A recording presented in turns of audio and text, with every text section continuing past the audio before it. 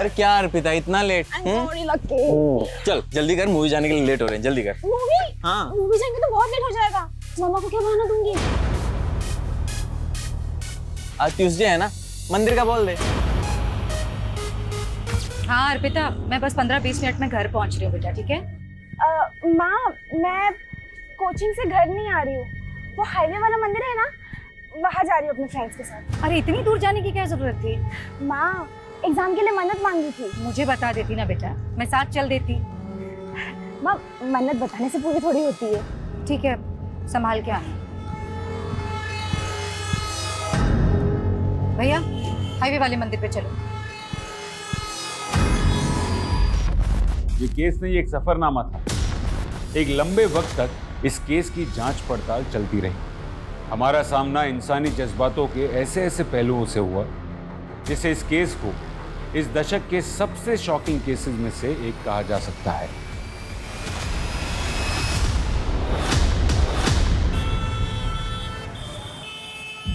लोगों की भीड़ में भी कई बार हम अकेले होते हैं। हम सबकी जिंदगी अलग हो सकती है, लेकिन हम सबके सुख दुख के किस्से तो शायद एक जैसे ही होते हैं। कोई अपने अतीत से लड़ रहा होता है तो कोई अपने वर्तमान से।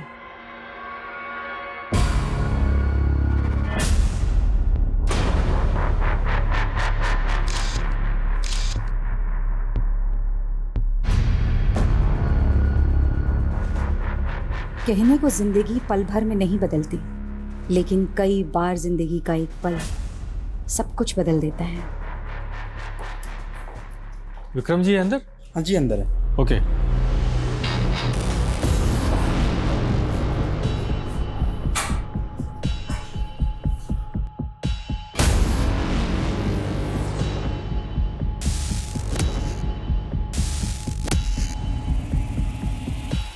ये फाइल्स देखना ना sir.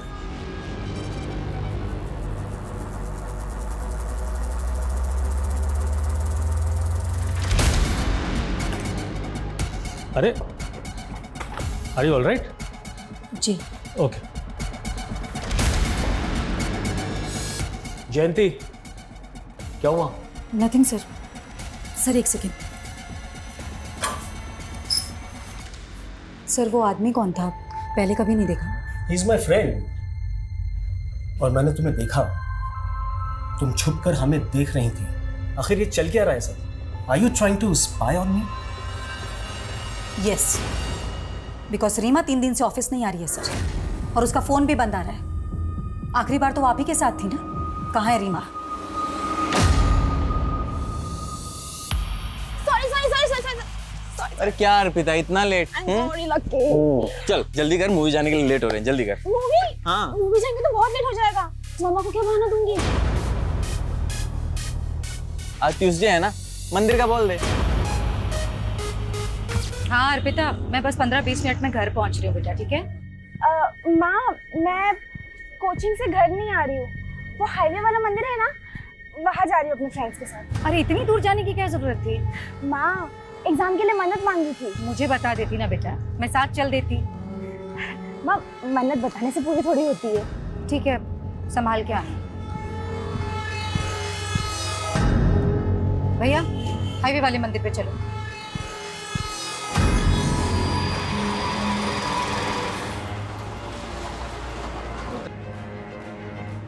Number you have called is currently not reachable. Please try again later. Thank you. ये लड़की ना।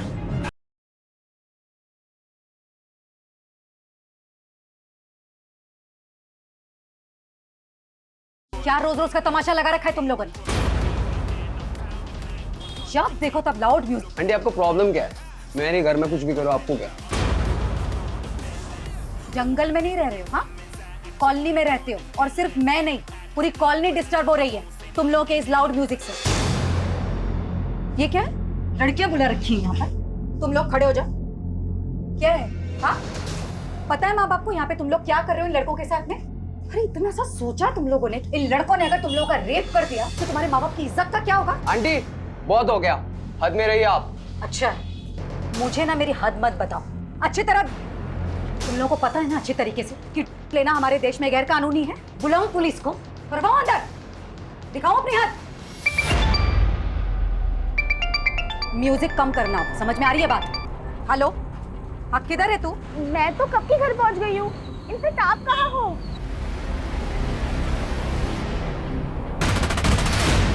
तो तू अब मुझसे खुलेआम झूठ बोलने लगी है। गई थी मैं तेरे कोचिंग सेंटर, वहां से पता चला कि तेरा एक लड़के के साथ चक्कर चल रहा है। ओह, तो अब आप मेरी जासूसी करने लगी? ज्यादा बकवास मत कर अर्पिता। एक तो झूठ बोलती है, ऊपर से मुझ पर इल्जाम लगा रही है। हाँ बोला झूठ, क्योंकि आप मुझे मेरी लाइफ जीने ही नहीं देती हो। हर बार पढ़ो पढ़ो पढ़ो, लेकिन अब इस उम्र में मैं अपने फ्रेंड्स के साथ घूमने नहीं जाऊंगी तो कब जाओगी? हाँ अर्पिता, लेकिन तू एक लड़के के साथ अकेली बाहर गई थी कि नहीं? बोल। हाँ गई थी, तो इसमें बुराई क्या है? बॉयफ्रेंड है वो मेरा, और ज्यादा रोक टोक की ना तो एक दिन उसके साथ भाग के चली जाऊंगी। दुनिया ठीक से देखी नहीं तूने। अर्पिता, मैं जानती हूँ कि हालातों में बड़ा किया तुझे, और आज तू शर्म नहीं आती तुझे? नहीं आती शर्म, क्योंकि बचपन से लेकर आज तक मैं बस आपकी पाबंदियां ही सहती आई हूँ, लेकिन अब और नहीं, ठीक है?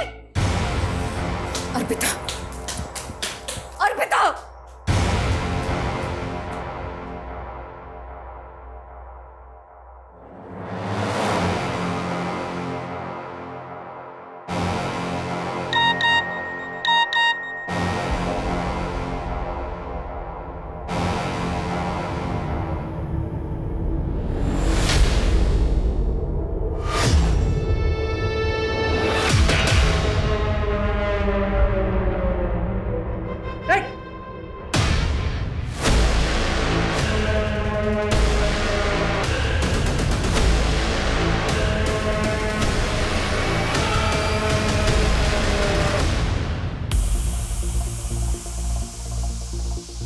अरे यार अर्पिता, अपसेट क्यों हो रही हो? तुमने कुछ भी गलत नहीं किया है। यार, अगर आज मेरे पापा जिंदा होते ना तो मेरे साथ ऐसा बिल्कुल नहीं होता। Let's have a drink, okay? मैं नहीं करती ड्रिंक। अरे लेकिन अभी तुम्हें इसकी जरूरत है ना, तो पियो और सब कुछ भूल जाओ, ओके? अरे पियो यार, पियो। हाँ, शुरू में कड़वा लगेगा, अभी ठीक हो जाएगा। पूरा पियो।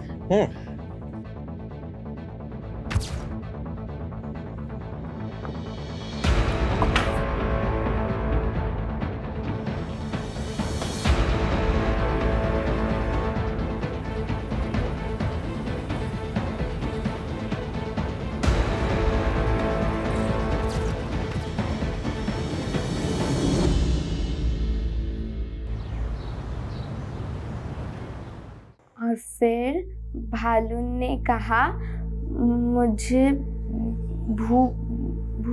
भूख लगी है। अरे गुड्डी, ये क्या पढ़ रही हो तुम? मैं तो एक हिंदी की कहानी पढ़ रही हूँ। मैं हिंदी लिख भी सकती हूँ, और पता है अब मुझे ना हिंदी में फुल मार्क्स आएंगे। अरे वाह, तब तो तुम्हें प्राइज मिलना चाहिए। बोलो क्या चाहिए तुम्हें? मुझे तो मून पर जाना है। अच्छा, लेकिन उसके लिए तो तुम्हें एस्ट्रोनॉट बनना पड़ेगा। लेकिन मैं एस्ट्रोनॉट कैसे बनूंगी? उसके लिए तुम्हें बस एक छोटा सा टेस्ट देना होगा। कैसा टेस्ट? देखो, मैं तुम्हारी बॉडी को चेक करूंगा, और जिसकी बॉडी में 5 तिल होते हैं ना, वो एस्ट्रोनॉट बन सकता है। तो चलो अपने तिल दिखाओ।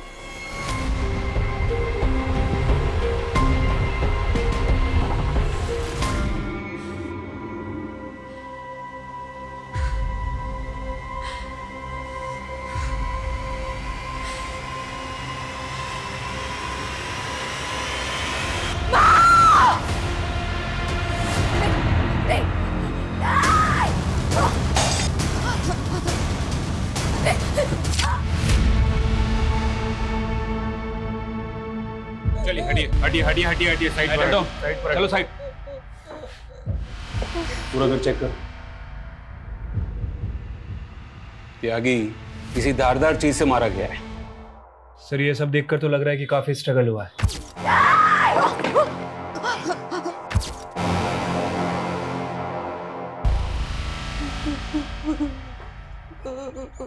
और कौन कौन है आपकी फैमिली में? मेरे और मेरी मम्मी के अलावा और कोई नहीं। 10 साल पहले मेरे पापा की डेथ हो गई। मैं कल रात से घर पर नहीं थी। तो कहाँ थी आप रात भर? मैं पब गई थी। कौन सा पब? Christo pub. लेकिन शहर के सारे पब तो 1:30 बजे बंद हो जाते हैं। उसके बाद आप सुबह तक कहाँ थी? मैं अपने फ्रेंड के घर गई थी। आपको क्या लगता है आपकी माँ को किसने मारा होगा? पता नहीं सर, मुझे कुछ पता नहीं। पर हाँ, कल रात को मेरी मम्मा का पड़ोस के लड़कों के साथ झगड़ा हुआ था, क्योंकि वो पार्टी कर रहे थे इसलिए। अभी तो आपने कहा कि आप रात भर घर नहीं थी, फिर आपने ये सब कैसे देखा? क्योंकि मैं 10 बजे तक यही थी। आप कह रहे कि आपकी माँ को लड़कों से परेशानी थी और फिर भी वो आपको रात को पब में जाने देती जहाँ पर लड़के भी आते हैं। एक्चुअली वो पूरा ग्रुप था ना, इसलिए। त्यागी, ये लड़की झूठ बोल रही है या कुछ तो छुपा रही है। क्रॉस चेक करो ये रात भर कहाँ थी।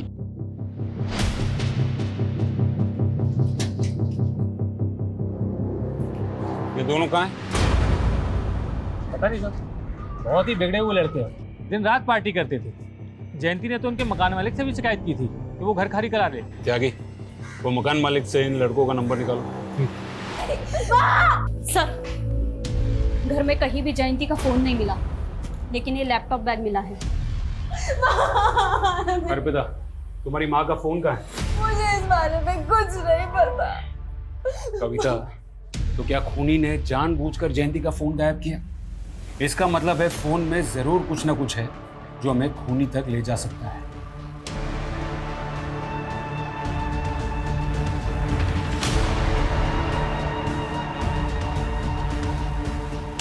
सर, लड़कों के मकान मालिक से बात हो गई है। दोनों लड़कों का नंबर मिला था, लेकिन सर दोनों का फोन स्विच ऑफ है। क्या ये हो सकता है कि वो दोनों खून करके गायब हो गए? चलो घर के अंदर घुसते हैं।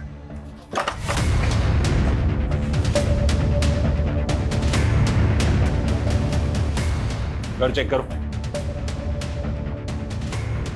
सर, जाके फॉरेंसिक को बुलाओ और दोनों घर के फिंगरप्रिंट सैंपल ले लो और वो दोनों लड़कों की डिटेल निकालो और पता करो कि यहाँ पार्टी में दीपेश और राघव के साथ और कौन कौन मौजूद था। ठीक है सर।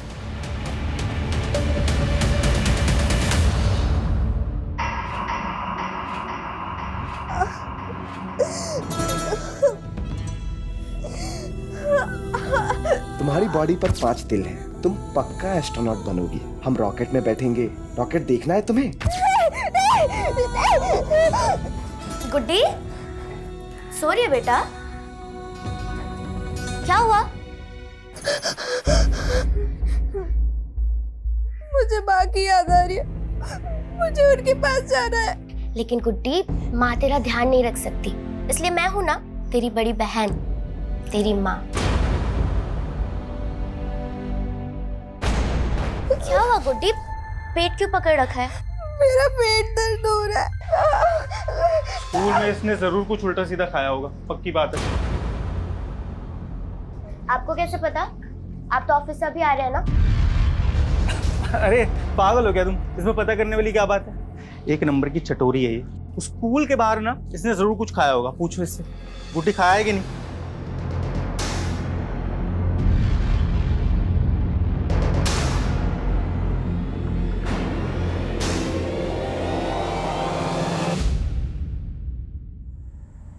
ये देखिए सर, ये दोनों पब में 11 बजे एंट्री करते हैं और 1:30 बजे वहाँ से बाहर निकलते हैं। ये लड़की तो नशे में धुत है, ठीक से चल भी नहीं पा रही। Right sir. और जयंती के बारे में अभी तक हमें जो भी इन्फॉर्मेशन मिली है, उससे तो यही लगता है कि जयंती नियम कायदे की काफ़ी स्ट्रिक्ट औरत थी और उसकी बेटी इस हाल में। और वो पड़ोस वाले लड़के दीपेश और राघव, उनकी क्या रिपोर्ट है? सर, उनका फ़ोन आखिरी बार गुरुग्राम में बंद हुआ था। वैसे वो रहने वाले भोपाल के हैं, दिल्ली में पढ़ाई करते हैं। मैंने भोपाल पुलिस को भी इन्फॉर्म कर दिया है। और सर, वो अर्पिता के बॉयफ्रेंड, उसको भी बुला लिया है। सर, अर्पिता उस रात पूरी तरह से आउट थी। उसने पहली बार ड्रिंक की थी उस रात। पहली बार? ये तू कैसे जानता है? वो सर, अर्पिता मेरी 2 साल से दोस्त है। उसने आज से पहले कभी भी ड्रिंक नहीं किया। और पहली बार उसी रात को पी जिस रात उसकी माँ का मर्डर हुआ? जी सर, वो थोड़ा अपसेट थी। किस बात को लेकर? सर, वो तो मुझे नहीं पता, लेकिन वो बहुत गिल्ट महसूस कर रही थी कि वो उस हालत में घर जाकर अपनी माँ को फेस कैसे करेगी। इसलिए वो पूरी रात मेरे साथ मेरे घर पर ही थी। सुबह होते ही वो चली गई। आप चाहें तो आप चेक कर सकते हैं। वो तो हम चेक कर ही लेंगे। और सुन, बिना परमिशन के शहर से बाहर नहीं जाना। चल।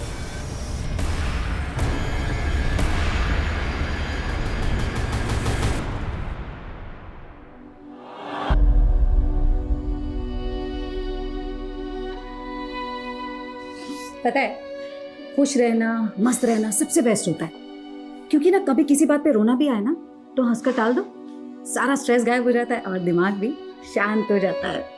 समझी?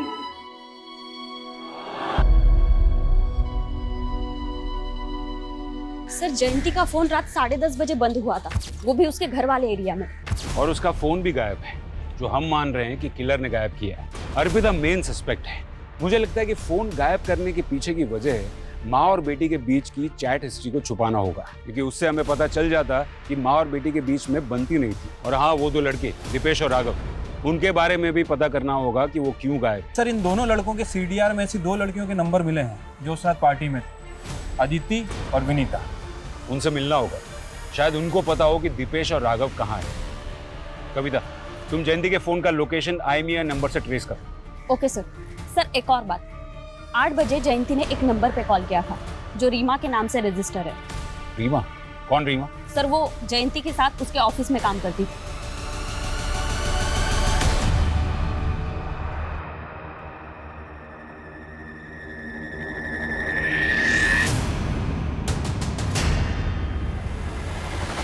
क्या है? कौन हो तुम? मैडम, आए दिन पेट दर्द की शिकायत रहती है। मुझे लगता है ये पेट से है। क्या?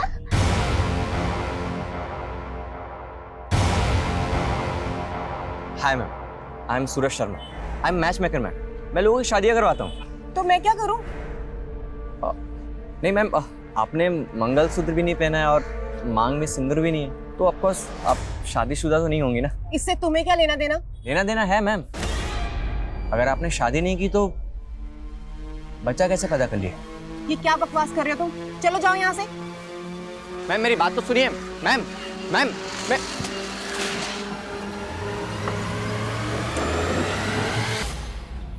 दीदी, ये पेट से क्या होता है?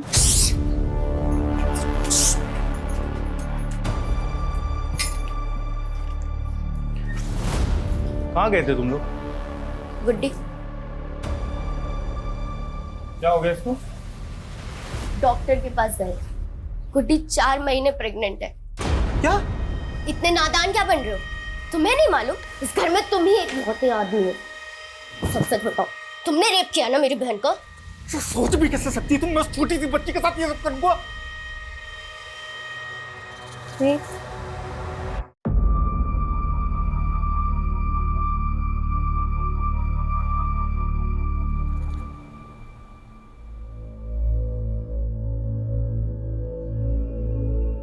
बेटा,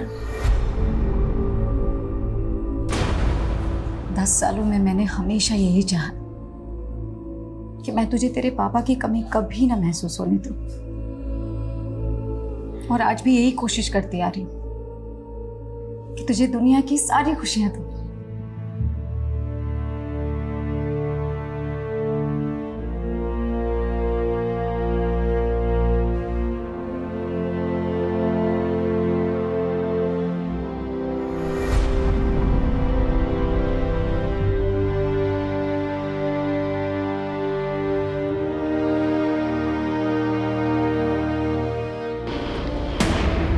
सर, हम राघव और दीपेश के बारे में कुछ नहीं जानते हैं। अच्छा, कुछ नहीं जानते थे, फिर भी उनके साथ पार्टी कर रहे थे? नहीं सर, हमारा मतलब है कि हमें उस मर्डर केस के बारे में कुछ नहीं मालूम है। फिर तो आप लोगों को ये भी मालूम नहीं होगा कि आप लोग वहाँ ड्रग्स ले रहे थे। नहीं सर, हम ड्रग्स नहीं ले रहे थे, वो तो राघव और दीपेश ले रहे थे। अच्छा, तो ये बताओ कि जयंती को किसने मारा? सर हमें नहीं पता, हम तो बस 2 बजे तक वहाँ पे थे। लेकिन हाँ, उससे कुछ देर पहले दीपेश ड्रिंक्स का जुगाड़ करने बाहर गया था और वो वापस नहीं लौटा, तो उसको देखने के लिए राघव भी बाहर गया और फिर दोनों साथ में आ गए वापस। उठो उठो उठो, चलो चलो चलो चलो। कहाँ जाना है यार? अरे आगे का सेलिब्रेशन गुरुग्राम में करते हैं ना। हम नहीं गए सर, हम अपने घर चले गए, उसके बाद वो लोग गए थे। गुरुग्राम में वो कहाँ लेके जाने वाला था? सर कुछ नाम तो नहीं बताया था।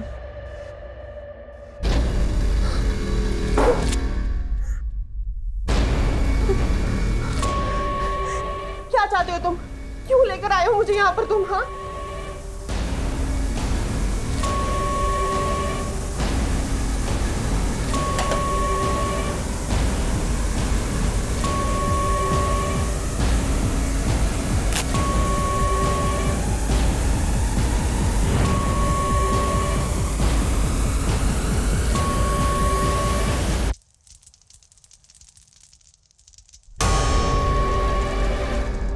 जयंती के बारे में सुनकर मुझे भी शौक लगा।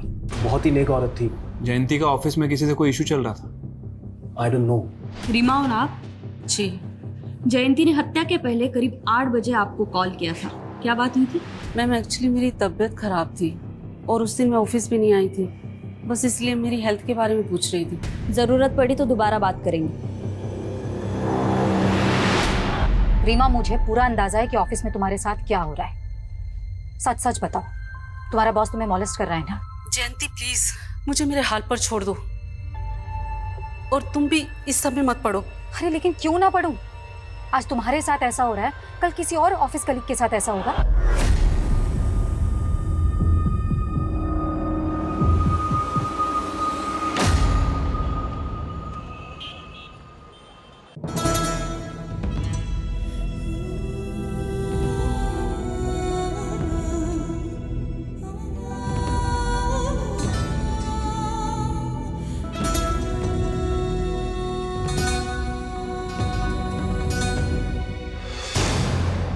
और तुम ज्यादा भोले मत बनो। तुम अभी भी मुझ पे शक कर रही हो? जानती हो ना किसका पाप लेके घूम रही है वो पेट में? क्या करूं मैं तुम लोगों का? अबॉर्शन तो मैं भी करवाना चाहती थी ना अरविंद। अब डॉक्टर ने मना कर दिया तो मैं अपनी बहन को मार तो नहीं सकती ना। कम से कम जब तक उसकी डिलीवरी नहीं हो जाती चिक चिक करना बंद करो।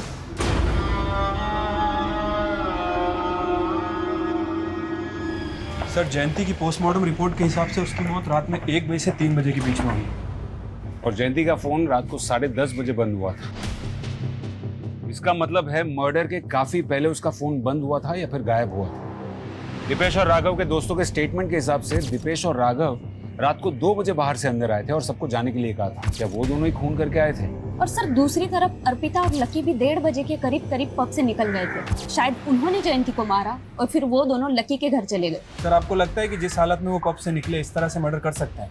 यागी, मुजरिम अगर शातिर होना तो हम वही देखेंगे जो वो हमें दिखाना चाहता है। अर्पिता का यूं पब से लड़खड़ाते हुए निकलना, ये पूरा का पूरा ड्रामा लकी और अर्पिता का हो सकता है ताकि उन पर किसी को शक न जाए। कविता, जयंती के घर से हमें लैपटॉप बैग मिला था, उसमें से कुछ मिला? हाँ सर, एक डायरी मिली है। लगता है जयंती अक्सर उसमें लिखा करती थी।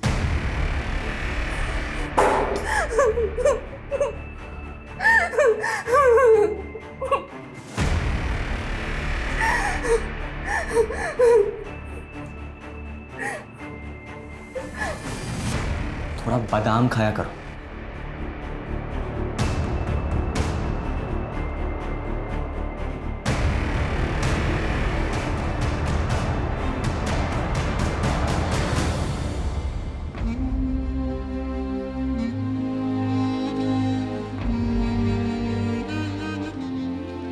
गुड्डी, ये लो दूध पी लो।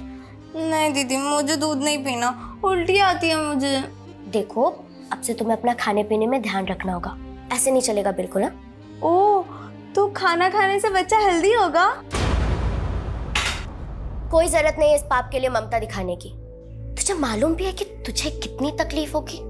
डिलीवरी के टाइम पर जान तक का खतरा होता है और मैं तुझे खोना नहीं चाहती गुड्डी।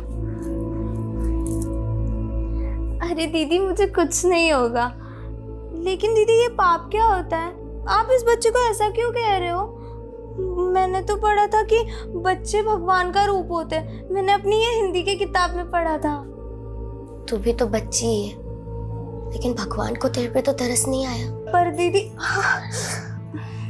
मुझे जानना था कि बच्चा टमी से बाहर कैसे आएगा? जब बाहर आएगा तो पता चल जाएगा। बताओ ना दीदी, कैसे आएगा बाहर? जब बच्चा बाहर आएगा तो वो जोर जोर से रोएगा, तो तुझे पता चल जाएगा। अच्छा, वो रोएगा मतलब उसको दर्द होगा? तुझे अब भी उसके दर्द की पड़ी है? तुझे कितना दर्द होगा पता भी है? मतलब मुझे भी दर्द होगा? हाँ, पर जब बच्चा पैदा हो जाएगा तो दर्द ठीक हो जाएगा और तुझे कुछ भी नहीं होगा।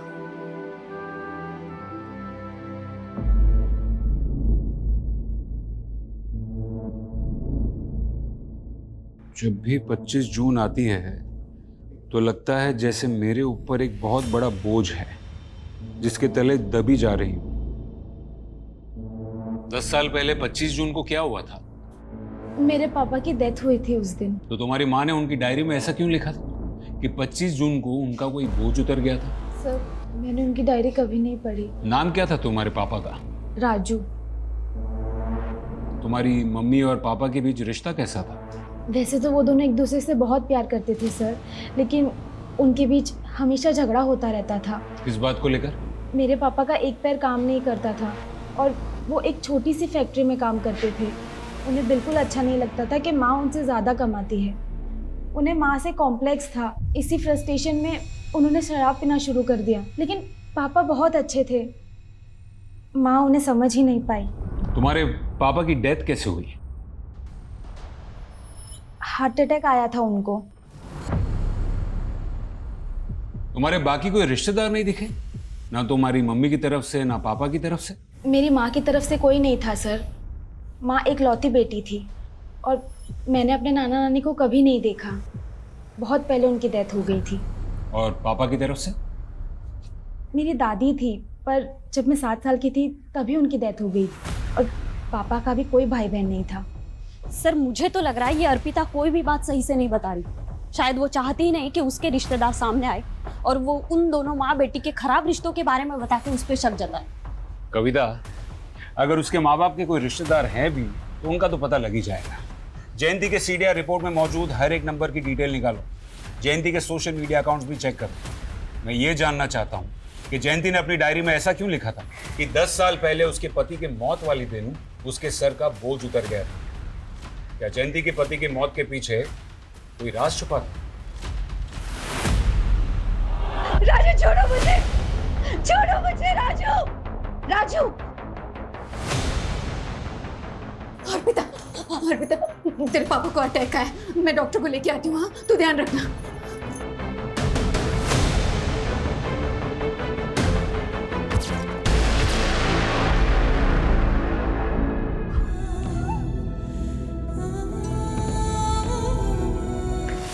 सर, राघव के एक दोस्त से पता चला है कि राघव और दीपेश गुरुग्राम के एक घर में है। सर हमने कुछ नहीं किया, हम कुछ नहीं जानते। कुछ नहीं जानते फिर भाग क्यों रहे थे? हम लोग ड्रग्स लेते थे और जयंती आंटी से झगड़ा भी होता सर। उस रात पार्टी में रात को 2 बजे अचानक अपने बाकी दोस्तों को भगा दिया क्योंकि तुम दोनों मर्डर करना चाहते थे। नहीं सर, हमारा तो पहले से ही प्लान था 2 बजे निकलने का। लेकिन हाँ, 2-2:30 बजे जयंती आंटी की बेटी अर्पिता को हमने वहाँ पे देखा था सर। खुद को बचाने के लिए उनकी बेटी को फंसा रहे हो? हम लोग सच बोल रहे हैं सर। एक मिनट सुनिए, आपने अर्पिता को देखा? वो तो कल से नहीं दिखी। सर, अर्पिता के घर पे तो ताला लगा हुआ है। इसका मतलब है कि वो इन्वॉल्व है मर्डर में, इसलिए भाग गए। लकी कहाँ है?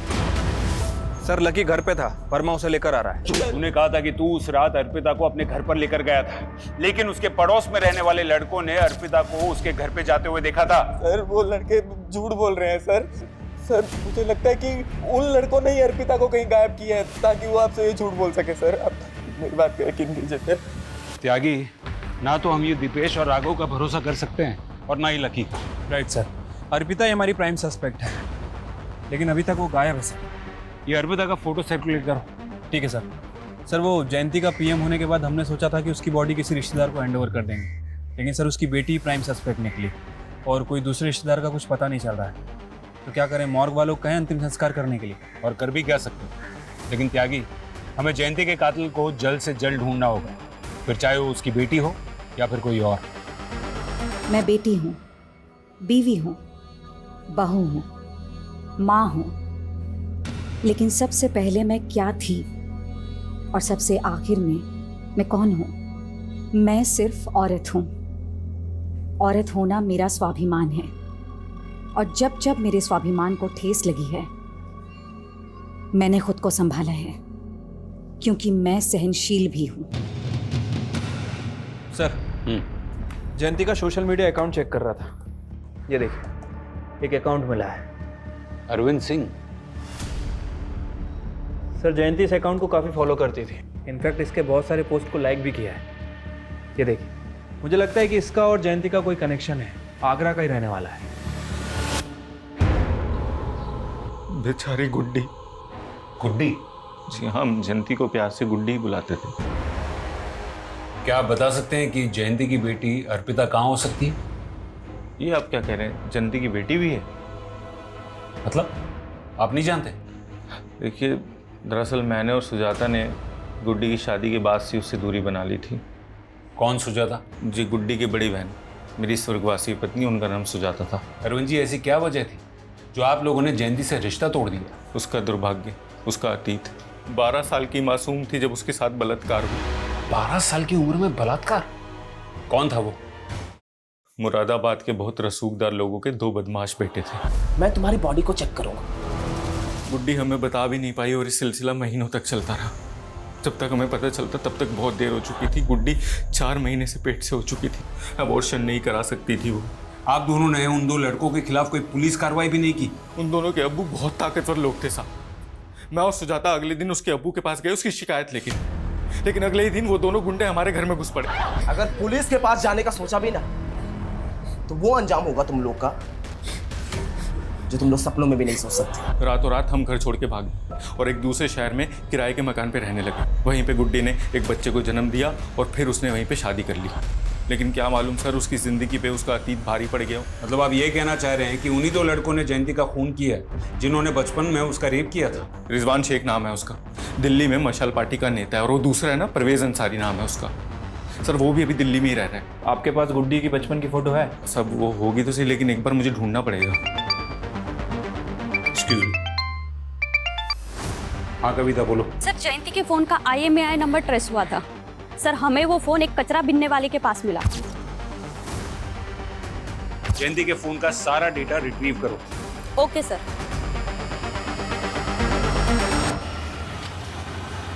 सर, ये रिजवान शेख पॉलिटिकल लीडर है और Parvez Ansari income tax department में deputy director. Are you alright?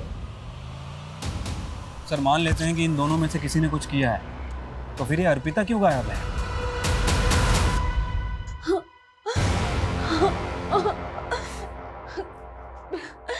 Please छोड़ो मुझे। ये देखिए सर, ये जयंती के पड़ोसी का वीडियो है।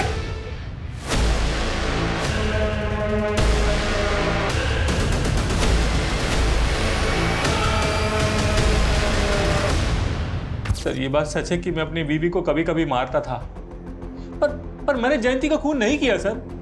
हाँ, जयंती का फोन मुझे मिला था, पर अगले दिन मुझे जैसे ही पता चला कि उसका मर्डर हो गया है, मैंने उसका फोन डस्टबिन में फेंक दिया था सर। ये टेढ़ी खीर है, आसानी से नहीं उगलेगा। तोड़ो इसको। ओके ठीक है। सर, एक अजीब बात पता चली है। परवेज अंसारी जयंती के बॉस का भी दोस्त है।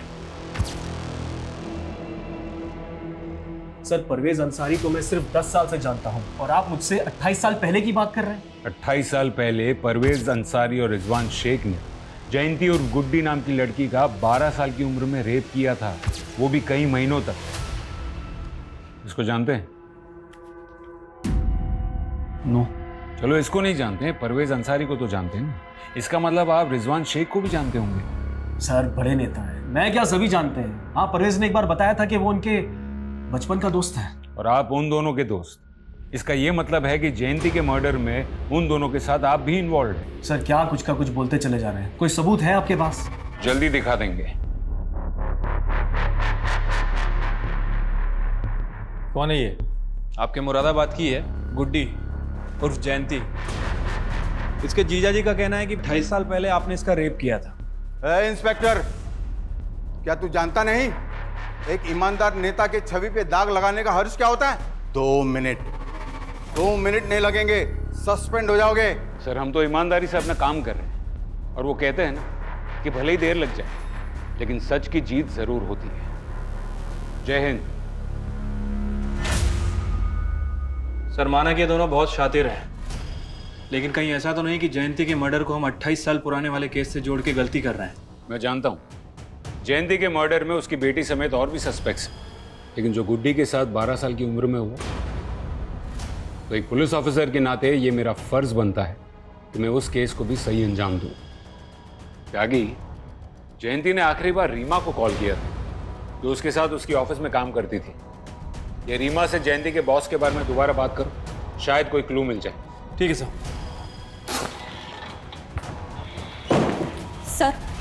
एक अजीब चीज पता चली। पिछले 2 महीनों में 3 जयंती नाम की औरतें दिल्ली से अबडक्ट हुई। क्या कह रही? हाँ सर, ये देखिए, जयंती सिन्हा, जयंती मलिक और जयंती कपूर। सर ये तीनों अबडक्शन एक हफ्ते के फासले पर हुए हैं। और सर हमारे यहाँ जयंती चौहान का मर्डर हुआ है। ये तीनों औरतों के साथ क्या हुआ? सर तीनों किडनैपर के चंगुल से निकल आई, तीनों जिंदा है। सर इन्होंने किडनैपर का एक स्केच भी बनवाया है, ये देखिए।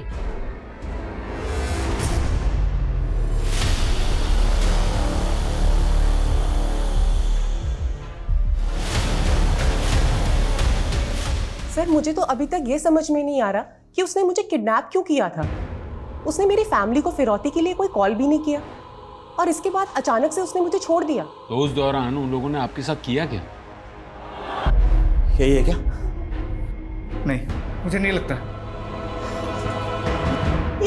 ये क्या कर रहे हो तुम? ये आपने चूड़ी पहचाना? एक बार आप याद करके देखो। क्या चूड़ियां दिखा रहा था? जी सर, छोटी बच्चियों की लाल चूड़ियां दिखा रहा था और बार बार बस यही पूछ रहा था कि क्या मैं उन लाल चूड़ियों को पहचानती हूँ। जयंती जी, वो आपको कहाँ लेके गया था? सर मैंने पुलिस को पहले भी बताया है, उसने मुझे आंखों पे पट्टी बांधकर किडनैप किया था और आंखों पे पट्टी बांधकर ही उसने मुझे जंगल में छोड़ दिया।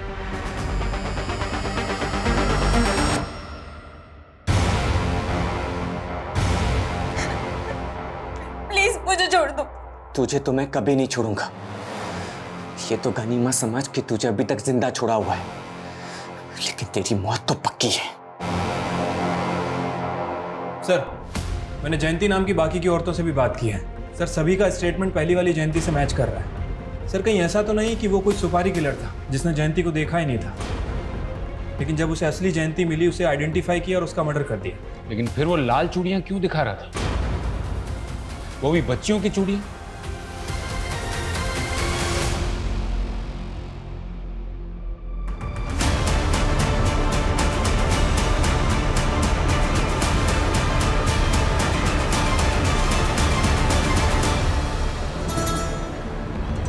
हाँ सर, बचपन में गुड्डी हमेशा लाल चूड़ियाँ पहना करती थी। उसे लाल चूड़ियाँ बहुत पसंद थी, लेकिन जब दानिश भाई के घर से हम निकले थे तो उसकी चूड़ियाँ वहीं छूट गई थी।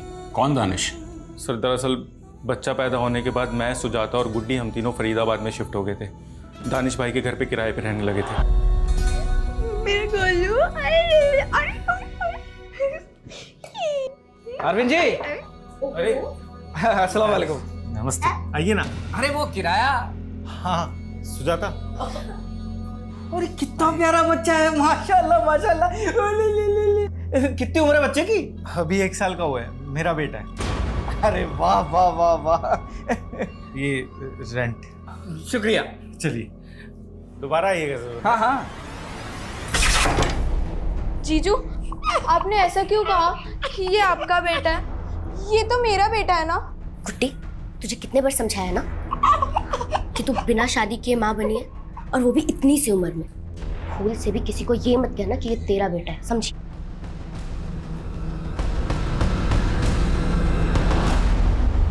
सर धीरे धीरे सबको पता चलने लगा और हमारा जीना बहुत मुश्किल हो गया, इसलिए हम उस बलात्कारी की संतान को वहां छोड़ के निकल गए। लेकिन दीदी मेरा गोलू वो नहीं आएगा हमारे साथ।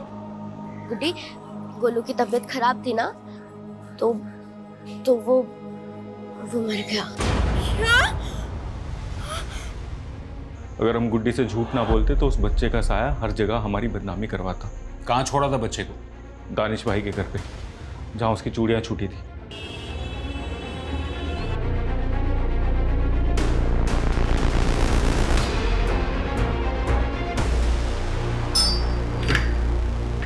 दानिश जी। आप? दिल्ली पुलिस। दिल्ली? आप कैसे? आप कहाँ?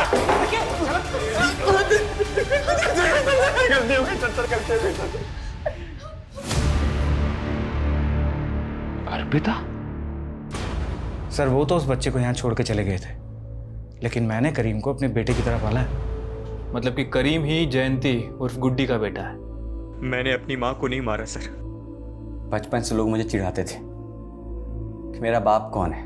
लोग कहते थे कि मैं नाजाज औलाद हूँ, लवारिस हूँ। इसलिए सर मैंने बचपन में ठान लिया था कि मैं अपनी माँ को ढूंढ के रहूँगा। सर मुझे सिर्फ इतना पता है कि उस लड़की का नाम जयंती था, बाकी उसके दीदी और जीजा जी उसे गुड्डी कह के बुलाते थे। तो तुम जयंती नाम की औरतों का पता लगाकर उन्हें अगवा कर रहे थे? उस दिन उनका किडनैप नहीं कर पाया था मैं, इसलिए सर मैं सीधा उनके घर पे चला गया। माँ। कौन हो तुम? अरे 28 साल से आपने मुझे देखा नहीं ना, इसलिए आप मुझे पहचान नहीं पाई। तुम बोल क्या रहे हो तुम? हाँ? और हो कौन? गोलू, आपका गोलू माँ।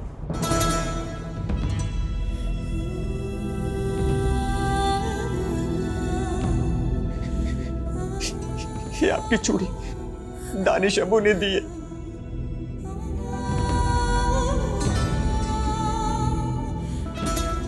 एक बार कह दो कि आपने मुझे पहचान लिया। गोलू।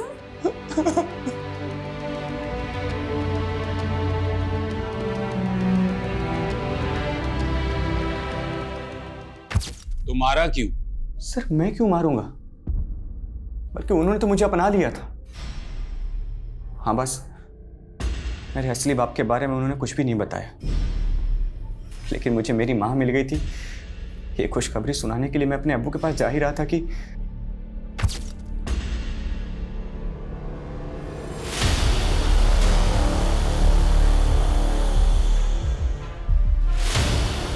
अर्पिता।